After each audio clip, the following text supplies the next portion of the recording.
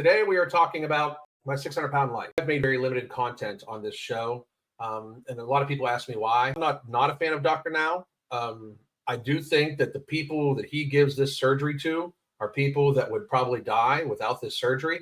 But I do believe that the rush to have bariatric surgery done on people that just need to lose, a minor amount of weight, I believe is a problem, right? An extraordinary number of people that get these surgeries while they lose weight initially for the first year, an extraordinarily high percentage gain most of, if not all the weight back, and normally develop some sort of other addiction. So just be mindful. I'm not against these surgeries. I just think we're using them entirely too much. Pharmaceutical and surgical intervention should be the last resort. It's important to understand that these surgeries and even everything in the healthcare industry, surgeries and medicine should be the last resort. Your lifestyle should fix this shit. And a reason why we have 600-pound people is because we allow society to have 600-pound people. These people very clearly are being assisted in many fucking ways. If we just demanded people be healthy and participate and not be a burden, this would be different.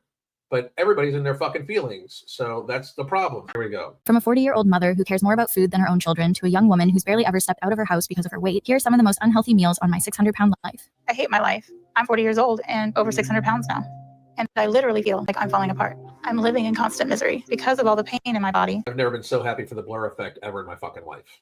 You should hate yourself. I mean, you should hate your life, but you should be very pissed at yourself. You did this. I have sores all over my body because of how my skin breaks down and how the folds chafe when I move around. But I can't just take it easy and do nothing all day.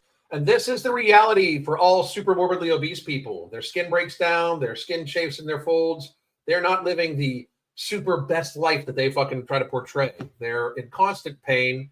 Their body is literally beating the fuck out of its own self by having extra fucking folds. Because I'm a mom of 2 kids. Bethany Stout is That's fucking disgusting, by the way. You do this to yourself when you have fucking children. How much resources have you taken from your fucking family? How much resources in food and time and all that bullshit have you taken from your family?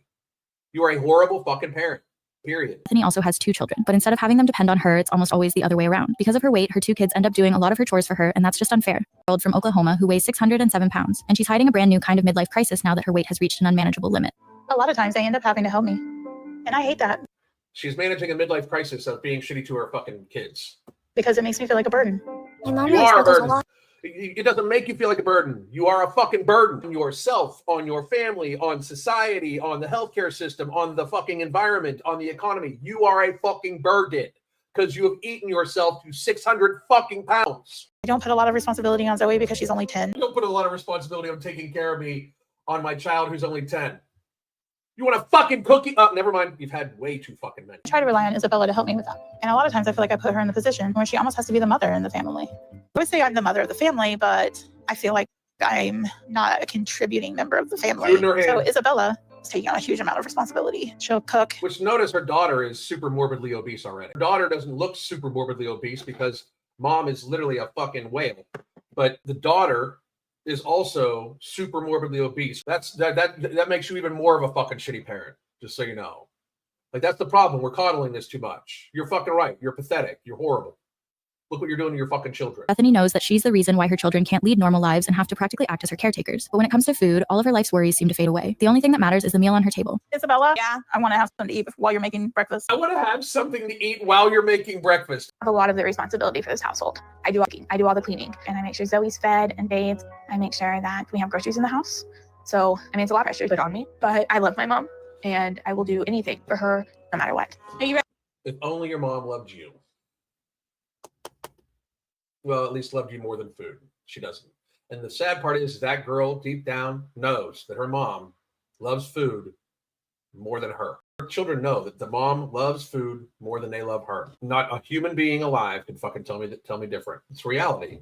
If you loved your kids, you wouldn't be gluttoning yourself, continuing to glutton yourself to the point where your fucking children have to take care of you. This is fucking pathetic. Food is the first thing Bethany wants when she wakes up in the morning, to the point where she always has a snack ready to feast on while her children cook her food. I wish I could do more, and I want to do more. But as long as I'm gaining weight and eating like I do, I know I'm not going to be able to. And what I can do is just going to get less and less. And as much as I hate that, I still can't stop eating. Like, look at that fucking like. I want. After eating a bunch of chocolate first thing in the morning, Why? Bethany's daughter brings over 2 plates of breakfast for her, loaded with cheesy eggs, greasy bacon, hash browns, breakfast muffins, and fried toast, with a huge slice of cake as her children watch her down a meal fit for 4 people. My husband Cake at breakfast. Sheldon comes home on his lunch break to bring me my next meal so I can keep eating. Bethany spends the majority of her time on the recliner. I'm not. Why the husband looks exactly, the fucking dude looks exactly like I thought he would fucking look. No shit. He looks exactly like I thought he would fucking look. Dude, is that the fucking father? And fried toast with a huge slice of cake as her children watch her down a meal fit for 4 people. My husband Sheldon comes home on his lunch break to bring me my next meal so I can keep eating. Sheldon, you're killing her, right? We're feeding her to fucking death. You're killing the fucking mother of your children, you skinny, pathetic ass bitch of a man. So fucking frustrating.